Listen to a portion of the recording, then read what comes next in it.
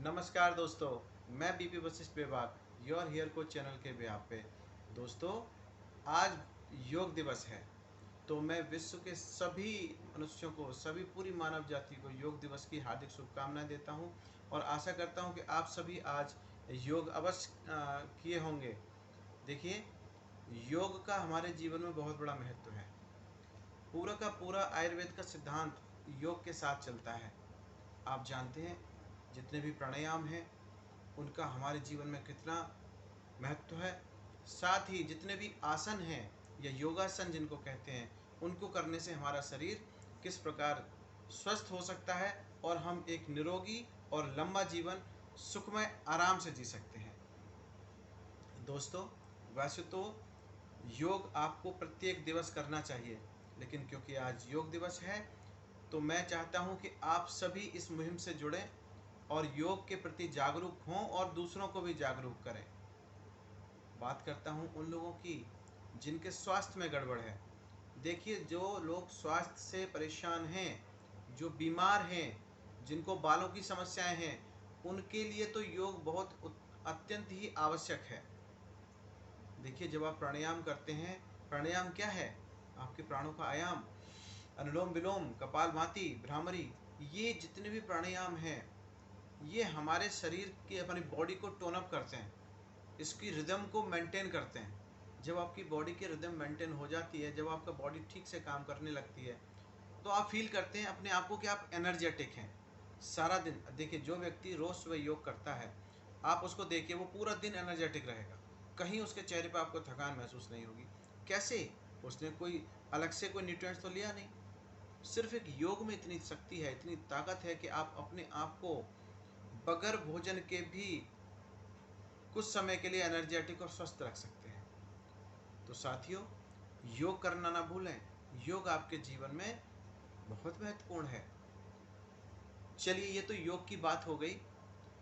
अब बात करते हैं, जैसा कि हमारा एक सीरीज हम चला रहे हैं कि आपको रोज एक नई औषधि के बारे में बताते हैं, तो मैं बताना चाहता हूँ आपको कि जो इम्यूनिटी बूस्टर, जिसका नाम बोलते हैं, इम्यूनिटी बूस्टर क्या है भाई? जो आपकी इम्यूनिटी को बढ़ाते हैं उसको इम्यूनिटी बूस्टर कहते हैं। अब इसमें बहुत सारी औषधियाँ हो सकती हैं, बहुत सारे जड़ी बूटियाँ हो सकती हैं जिनका इस्तेमाल आप अपनी इम्यूनिटी बढ़ाने के लिए कर सकते हैं।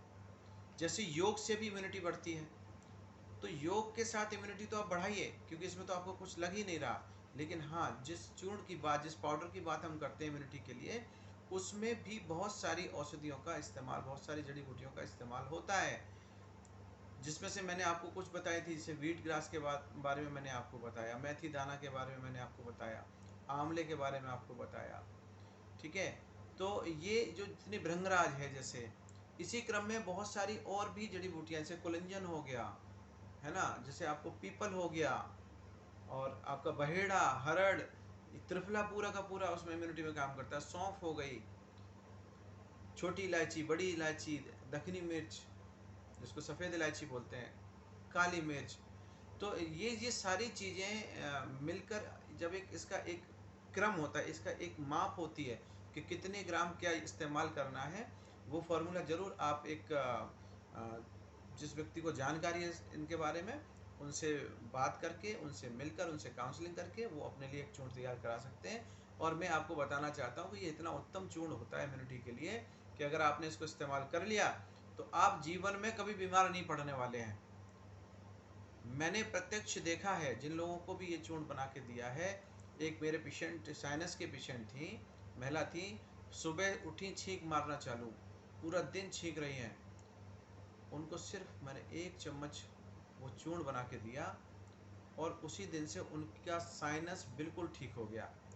अब ये मैं हाइपर बोले बात नहीं कर रहा हूँ, क्योंकि ये मेरा प्रैक्टिकल मैंने किया है, देखा है स्वयं, तो आपको बता रहा हूँ। तो आप भी इस्तेमाल करके परख तो सकते ही हैं। अगर आपको इस प्रकार की कोई दिक्कत है तो आप चूर्ण मंगा के देख लें, आप इस्तेमाल करें उसको, तो डेफिनेट आपको काफ़ी लाभ मिलेगा।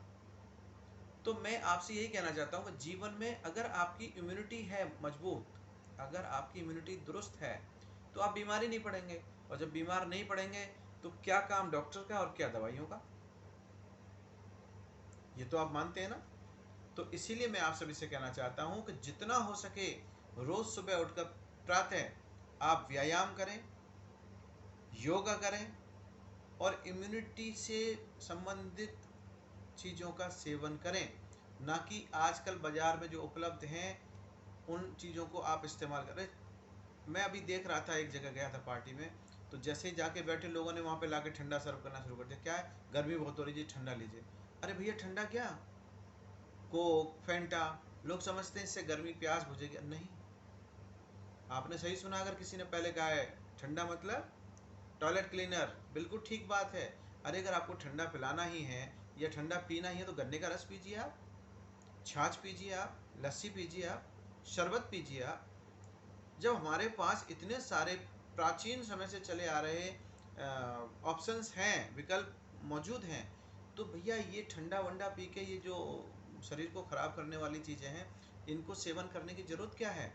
मैं जागरूक करना चाहता हूँ अपने देश के सभी नौजवानों को कि आप इस प्रकार के पेय पदार्थों का बहिष्कार करें, शुद्ध चीज़ पिएँ जिससे आपका शरीर स्वस्थ रहे, आपकी इम्यूनिटी बरकरार रहे। मैं समझता हूँ दोस्तों, आज के लिए इतना काफ़ी है। बाकी कल आपसे फिर मिलेंगे एक नई जानकारी के साथ, नई वीडियो में। तब तक के लिए धन्यवाद।